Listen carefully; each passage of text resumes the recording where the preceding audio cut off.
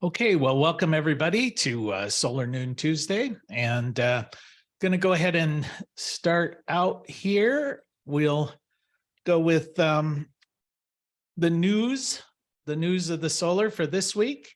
And the first bit of information is that the Axiom ruling, which really deals with tariffs. It deals with tariffs from imported solar panels. So just to recap a little bit of history on this, there were tariffs, 25% tariffs imposed on panels that were manufactured in China. So China moved a lot of their production to other countries, primarily Thailand, Vietnam, Cambodia, and Malaysia. Well, when I say they moved them, I think it's obvious to everybody, but you've got to officially study it. And so back in 2021, there were some filings saying to the Commerce Department saying, we think China just moved their production to these countries to try and avoid the tariffs. And because they were anonymous at the moment, because none of the manufacturers wanted to stick their head up on that, the Commerce Department just said we can't rule on these anonymous complaints. So a company called Axiom, they went ahead and petitioned, and it appeared to have some credibility there, obviously. So at that moment, because if the Commerce Department ruled against it, there would be retroactive penalties for anybody purchasing these panels from those four countries. And those four countries accounted for about 80% of all of the solar panels imported into the United States. And these penalties might have been as much as 200% of the cost of the panels.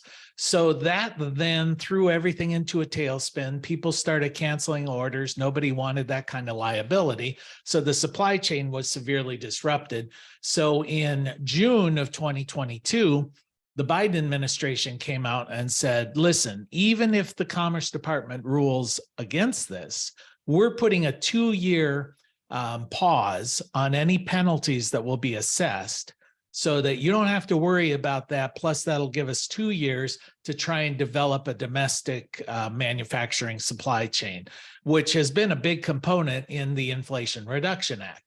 So all of that has taken place. The Commerce Department was supposed to rule on May 1st, but now they've just announced they're going to push that back until August 17th. So that's what's going on. Everybody hopes this will just sort of go away, and the IRA will take care of it, because there are incentives for domestic production there.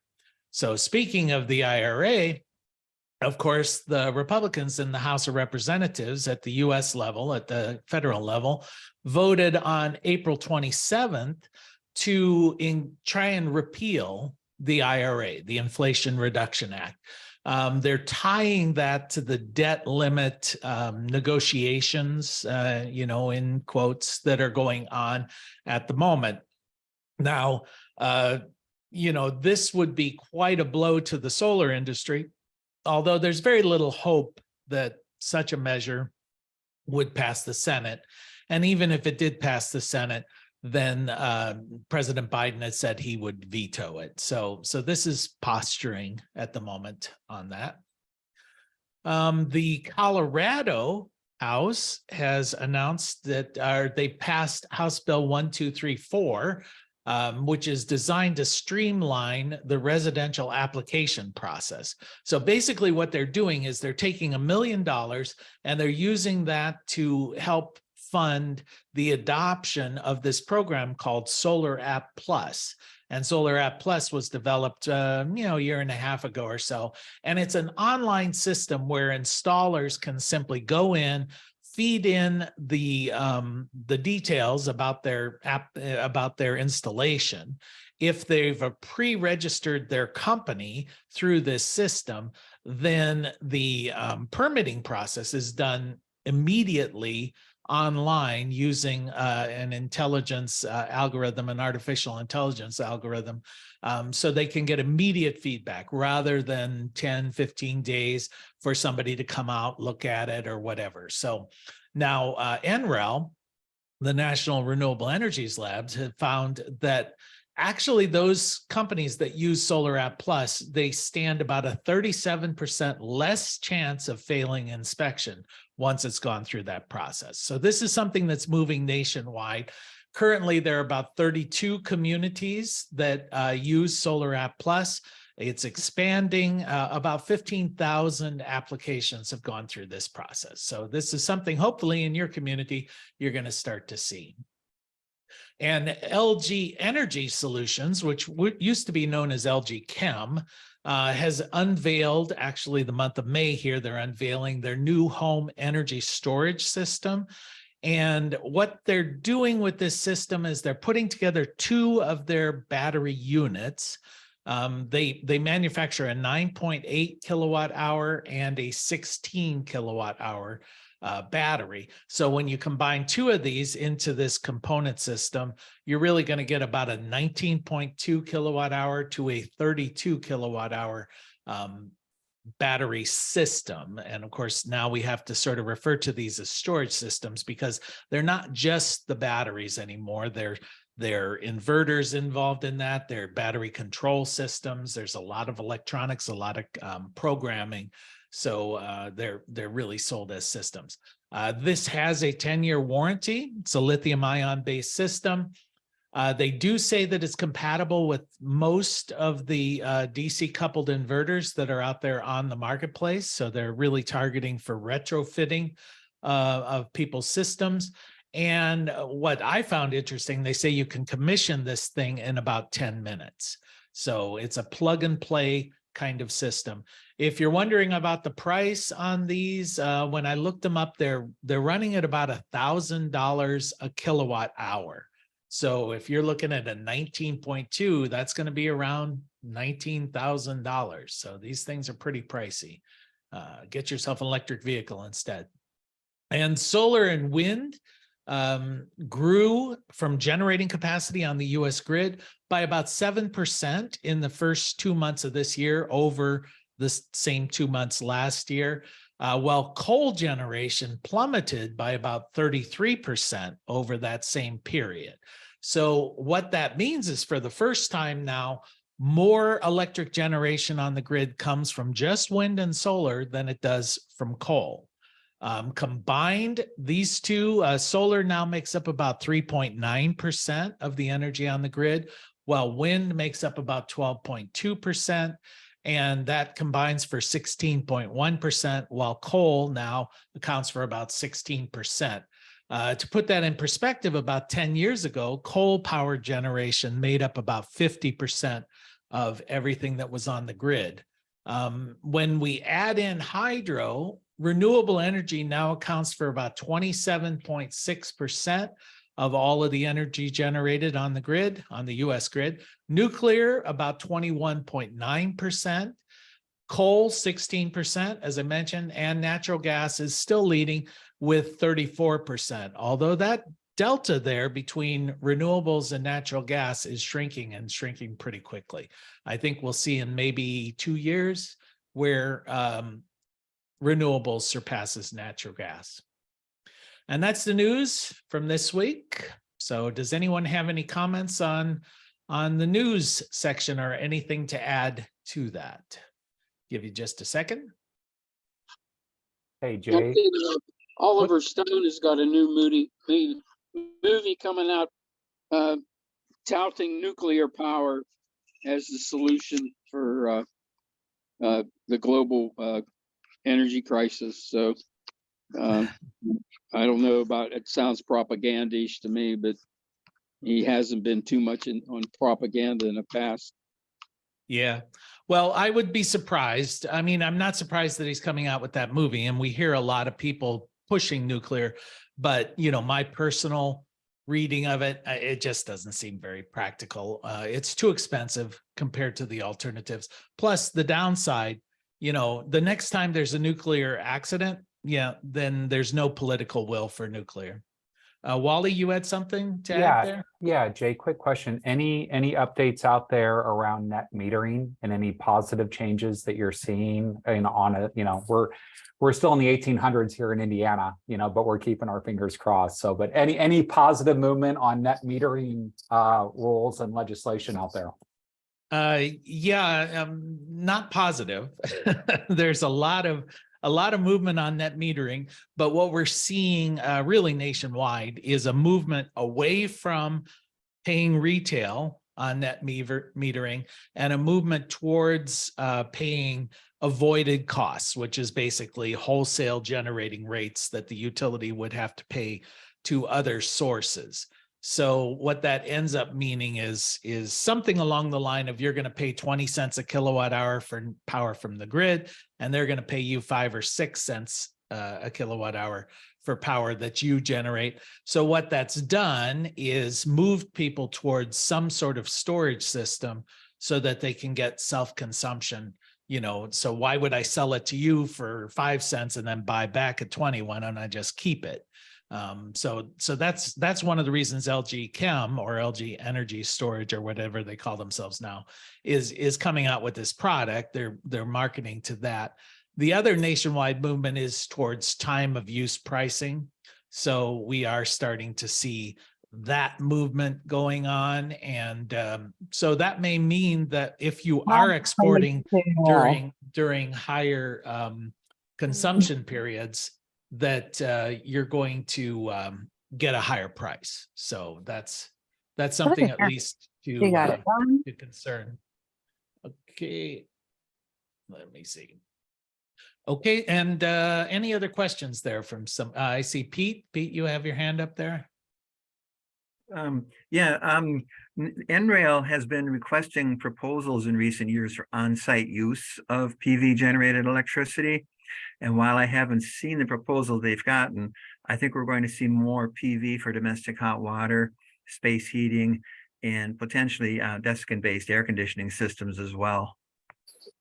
Yep. Well, it makes sense because, of course, solar is so cheap. Used to be, of course, for hot water and those kind of systems, you had solar thermal, but now solar thermal relative to solar PV is quite expensive. So may as well just use the solar PV to heat your water doing electric. And of course, nationwide, we're seeing a move towards electrifying everything.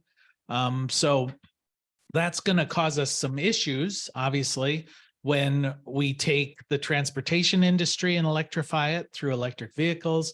We take a lot of the heating systems and electrify them, either through heat pumps or through some other form of electricity, even space heaters, which generate or consume a lot of electricity.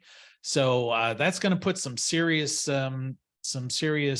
stress on the grid. So I think we talked about this last week a bit in the interconnection area, that the demand is certainly there. Now the question is, can the systems accommodate this increase in demand?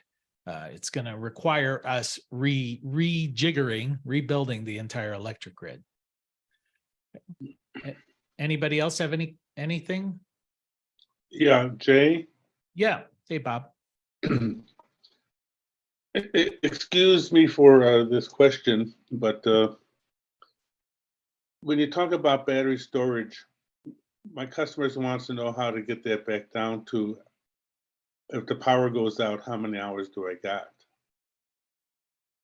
Yeah. And you mean as far as calculating how much? Yes, every time I calculate it, it comes up with a number that is not going to work in this world. Yeah, too expensive, I assume. Well, I'm doing it wrong is what I'm trying to say in a nice way. Oh, okay. Well, with lithium ion batteries, the calculation is pretty simple. The 1 kilowatt hour of size is 1 kilowatt hour of production, basically.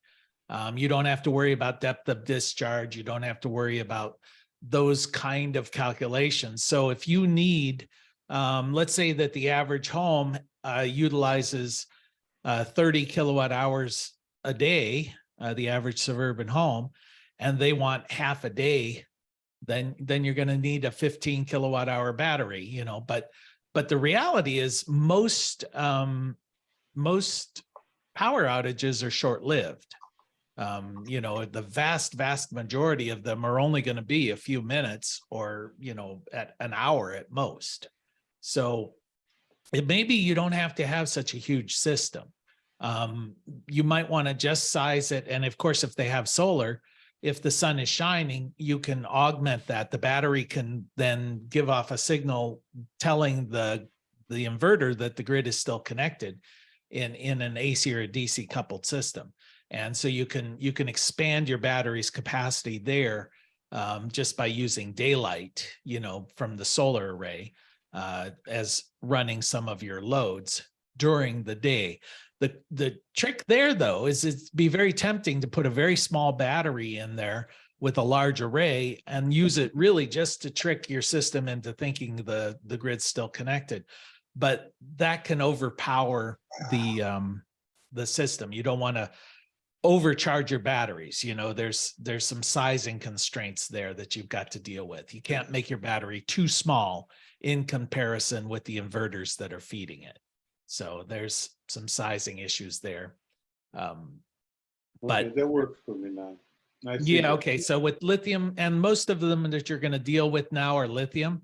So, with the old lead acid batteries, there was a lot of calculations converting from amp hours and all of that. But with lithium, they size them based on the amount of available usage, as opposed to, their beginning capacity before you talk about depth of discharge and, internal load resistance and things like that. So I don't know. All right. Any other questions? I was just going to give an FYI. I'm not sure what you were talking about. That made me think about it. Excuse me, but the Butler Rural Electric Cooperative is planning to give time of use rates. That was it. Time of use rates to get their EV guys, their burgeoning EV owners to charge at night. So they haven't quite got it all together, but they were going to offer them 8 cents a kilowatt hour instead of the 14.5. That's the regular rate. So I just thought that was interesting. And that's a rural co-op then? Yep, that's Butler County, in Butler County near Oxford. Oh, okay. All right. Yeah. And speaking of rural electric co-ops, our rural electric co-op, Guernsey Muskingum, is offering a $250 credit if you install a level 2 EV charger. So that's kind of nice, but you got to do it for June. So you've only got a little bit of time here to get that done, or at least buy it before June. All right. Any other comments before I jump in? And of course, you can always interrupt me as I'm jumping in on the announcements and things like that. Give it 1 second. All right. Let me just jump into the announcements here.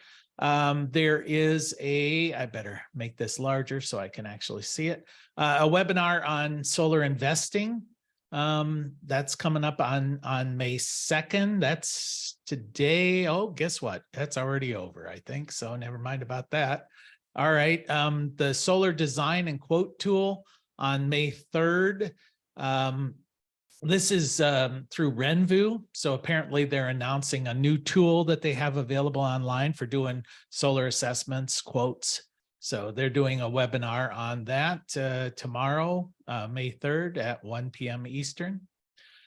Solar United Neighbors has a webinar on May 18th at 8 p.m.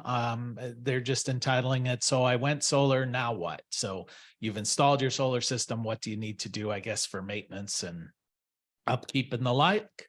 The May 24th, there's one on cybersecurity.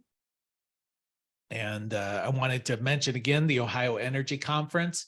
For those of you local here, November 8th and 9th, that's a really good conference. It's going to be there in Columbus. Been there the last couple of years. It's really nice. It's small enough that you can really, interact with all the participants, and they have very high quality there. So those are the webinars that I've identified. And as always, rather than me try and post links, which are always crazy, send me an email if you need, or just look it up, Google it. Now that you're aware of it, you'll probably find it faster that way. All right. Anybody else have any other announcements before I jump out of that one? Things that are going on? Okay, so as far as the topic that we bring up each week, I just thought, as I was looking through some of the literature, batteries, of course, keep coming up. And so I thought, well, let's look at some alternatives to lithium ion batteries and see what's out there, what's available. Lithium, when it comes to the world of batteries in today's marketplace, lithium is king. In fact, utility scale batteries, about 98% of all of the utility scale batteries installed currently are lithium ion based. And as you can see from this chart here, there are a number of different flavors of lithium, lithium titanate, I guess that's pronounced, lithium nickel manganese cobalt, lithium manganese oxide, lithium iron phosphate, lithium nickel cobalt aluminum oxide, and lithium cobalt oxide. Each one used for different products, different reasons for them. But the thing they all have in common is, of course, they're lithium based. And when we look at what these batteries are being used for, the chart down below there, automotive, of course, electric vehicles, that's a big driver in the lithium market at the moment. Consumer electronics, cell phones, whatever else uses batteries that needs lightweight batteries. Industrial, didn't see something there, solar coming up, whether that's part of industrial, I don't know. But anyway, solar is king. In fact, currently with utility batteries on the grid, currently there are about 9 gigawatts of utility scale storage and 26.4 gigawatts of battery storage in the pipeline. So that's going through the permitting process or under construction. Quite a lot of that happening. Well, lithium has some problems. And of course, as we use something like this more and more, you're going to see more and more of these problems. Specifically, there are supply chain issues, there are labor concerns, there are environmental cost issues. When we look at where the lithium is actually mined, Australia is the largest producer of lithium. In fact, raw lithium, we're talking about 52% of the world's supply of lithiums comes from Australia, then followed by Chile, China, Argentina. When you look at reserves of lithium, really the reserves of lithium, Argentina and Chile hold the greatest amount of reserves. But as far as production, Australia is producing it. And they actually produce it in different ways. In Australia, it's mined primarily. And in Chile, Argentina, China, it's pumped out of the ground in a saltwater brine and then allowed to evaporate in these evaporation pools, which add to some of the environmental issues that we'll touch on here. As far as supply chain more readily there, you might think Australia, well, Australia is a country that we have good relationships with. Why would that be a problem for supply chain? Well, the real problem is that most of the raw lithium is then sent from Australia to China. And China accounts for about 60% of the world's lithium refining. And currently, I think, I have it written down here, but I think we import about 80%, again, of our lithium products from China. Very significant number there. And you can see that the imports continue to grow and grow. So with the supply chain issues that we've seen as a result of COVID and some of these other things, it's really reinforced to the marketplace just how fragile it is, how fragile an industry is when you rely on these other countries as your pretty much sole source for this. Then, of course, we add on top of that, that there are child labor issues involved with this. And of course, there's the Uyghur issue in China with forced labor in the manufacture of either lithium products or solar products in that region. So that adds another layer of concern And of course, the mining issues and just how disruptive the lithium mining is to the environment. So in combination, of course, all of these are problematic. So as we get to this growth and growth and growth of lithium, I think those people who are looking at it closely say, oh, we need to come up with some alternatives. And hopefully lithium is a bridge technology to something else, not something that's going to cause the same level of global disruption that, say, for instance, oil and fossil fuels have caused over the decades. So what are some of the advantages of transitioning to another technology? Well, of course, lithium has thermal runaway issues. You know, they do, when damaged, they can sort of burst into flames, and that can be problematic. So the alternative should address that. We should also address the supply chain issues with these alternatives. We should address the environmental issues, hopefully come up with an alternative that is not environmentally damaging or using rare earth metals or toxic issues.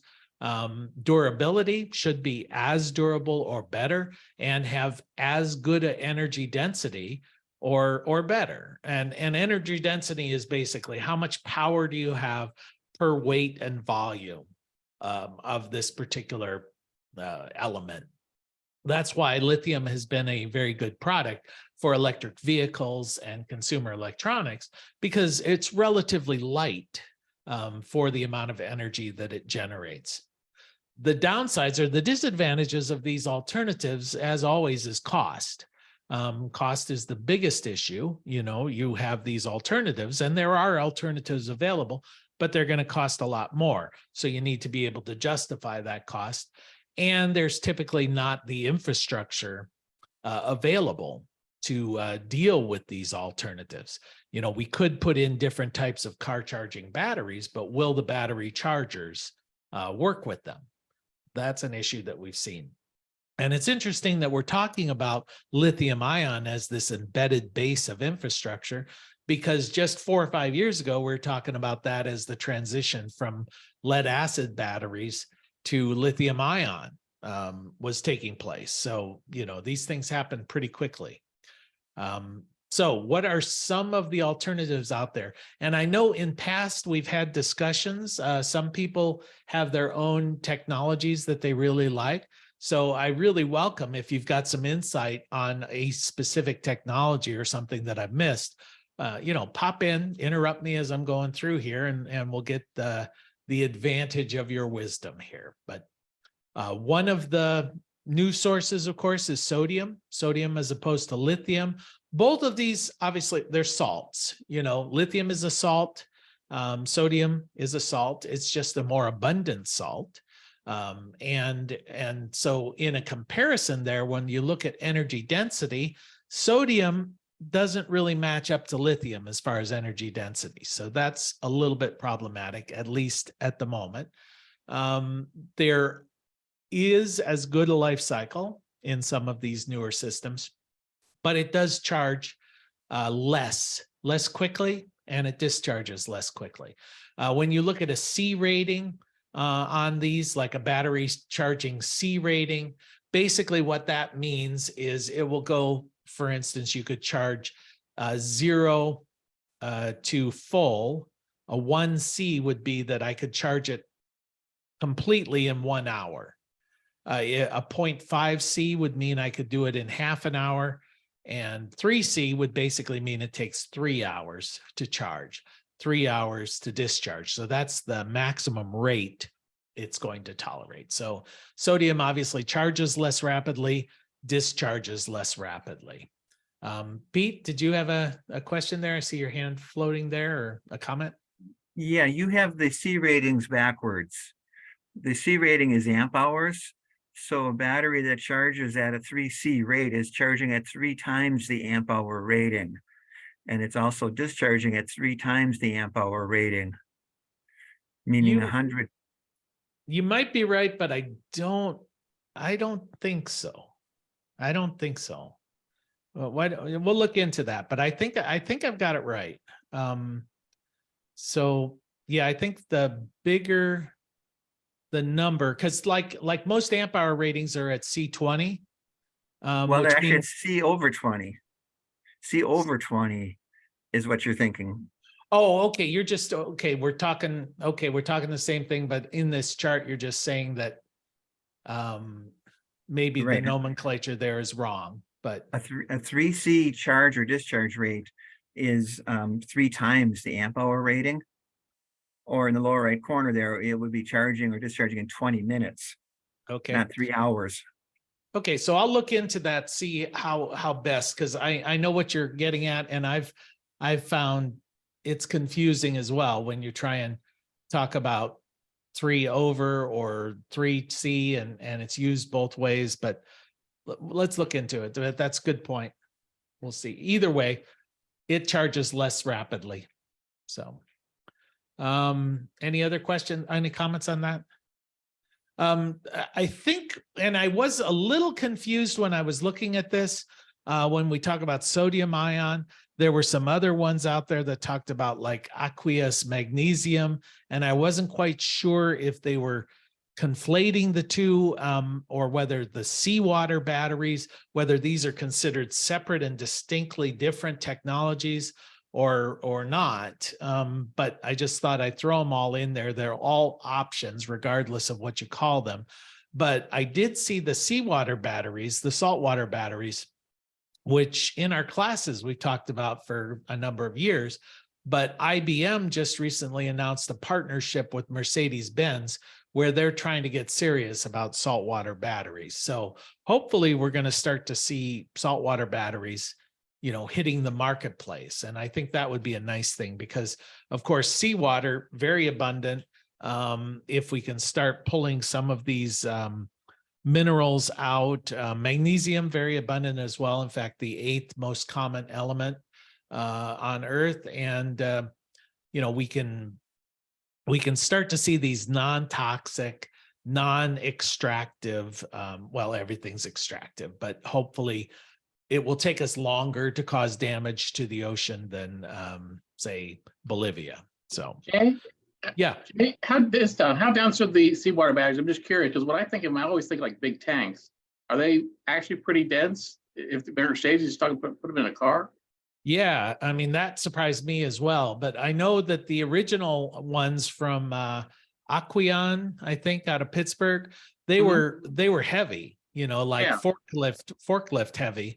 So I'm not sure, you know, if these are something that you could use in a vehicle or whether they're looking at them as stationary supply units, you know. Okay.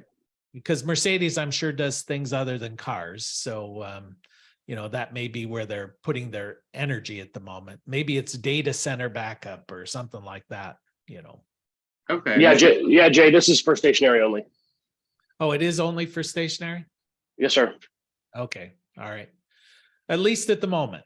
Who knows? Correct. At the moment. Yeah. Okay. Another technology, solid state. Solid state is interesting. Once again, you're dealing with most of these batteries, we're talking about a liquid type environment. It's heavy. You know, salt water is an example, heavy, leaks, overheats, loss of charge. Now, so there has been a lot of discussion about replacing some of those components with a solid state environment there. And so you're really looking at higher energy density than lithium, typically, more durability, according to this chart anyway. And I'm reading this that charging may or may not be better. And I don't know, Tony, maybe you have I know you're in the car charging world. Do we have the C rating backwards on these kind of things? My impression is one C rating is 60 minutes. A half is 120. Oh, a half is 120. Okay. Yes, sir. All right. So a 4 is 0.5. Oh, right. 0.5 Yeah, is right. Just so we're clear. Yeah. 0.5 is 2 hours. Correct. Okay. So yeah. Okay. So I was saying it backwards. So yeah. So like a 2C is 30 minutes. okay, great. So Pete is right. I was wrong there. So this 4C would just mean that these things will charge much quicker, 15 Correct. minutes. Yeah. Okay, great. Okay, someday I'll actually remember that. Probably not today. So, Jay, I'll drop a link, a helpful link in the chat on this. okay. All right, great. Okay, so solid state, that's one of those. And from the research I was doing, this is one of those technologies, a little bit like hydrogen, that is perpetually just around the corner. So we'll see if it is an actual thing or whether it is the technology of the future and always will be. So we'll see how that works out. And then another bit of confusing terminology for me as I was looking at that, graphene technology, but I also saw it referred to as aluminum ion, and I wasn't sure if they were the same thing, a variation of the same thing, or two different things. I read it that they were just terminologies being intermixed, but I might be wrong there. But the energy density there is still good. And the nice thing about graphene technology is very strong, can charge very quickly. It lasts longer, is 90% recyclable at the moment. No rare earth metals. So compared to lithium, this is a technology that's available. There are some other battery technologies that are out there, specifically like nickel hydrogen. There were a lot of articles about a manufacturing company that's out there really producing these kind of things. In fact, they just opened up a 1 gigawatt plant in Louisville, Kentucky. So some of these technologies are actually hitting the marketplace. So that will be interesting to the battery industry. So I just thought it would be a good opportunity to at least begin to make you guys aware of some of these technologies that are on the horizon. Does anybody else have, I know some of you guys study this kind of thing. Anybody have anything they want to add to it or expand upon? Hey, Jay. Yeah. What's the deal with vanadium redox flow batteries? Vanadium, well, vanadium is a metal of some sort. I know, yeah, the redox flow, those are typically going to be for larger systems. So what they do, the nice thing about flow batteries is you can basically increase the size of the tanks for the cathode and the anode, and keep all of the other things pretty much stable. So you can scale these systems, these battery systems, just by increasing the tanks to the size of cities, campuses, facilities. These are not transportable type things. These would all have to be stationary. Yeah, okay. I'd actually heard that that they were about to the size of a water heater at this point. Yeah, I think you can have them that size, or you can have them size of water towers. I mean, Right. they can be quite big, but it's not really something for a cell phone or for a car, at least Right. at this point. But it would make a good battery backup system for a DC coupled system? Oh, for a home, I don't know of any that are out there that are consumer based or consumer level. I think these are typically more larger scale installations. My guess is when you start doing the cost analysis, lithium is going to just beat it with a stick. I don't think there's anything, but that doesn't mean in 5 years that's still going to be the case. Right. Okay. All right. Any other comments? Hey Jay. Yeah. Along those lines, is the 5-year timeline, is that about the same for saltwater? Oh,